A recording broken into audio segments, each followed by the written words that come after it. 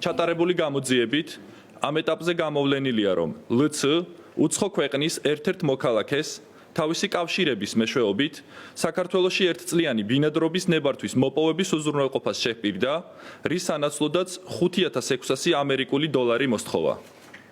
2025 წლის 21 მაისს უცხო ქვეყნის აღნიშნულმა მოქალაქემ ლც-ს მოთხოვნით მის ანგარიშზე ზემოხსენებული თანხის ნაწილი ჩარიცხა.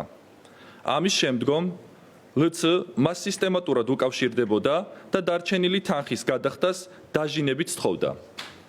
შედეგად აღნიშნულმა პირმა 2025 წლის 30 მაისსა და 12 ივნისს ქალაქ თბილისში ლც-სთან შეხვედრებისას მას დამატებით 2500 ამერიკული დოლარი გადასცა. ამრიგად ლც მართლსაწინააღმდეგო მისაკუთრების მიზნით მის მიერ მოთხოვნილი 5600 ამერიკული დოლარიდან მოტყუებით დაეუფლა უცხო ქვეყნის მოქალაქის 2650 აშშ დოლარს.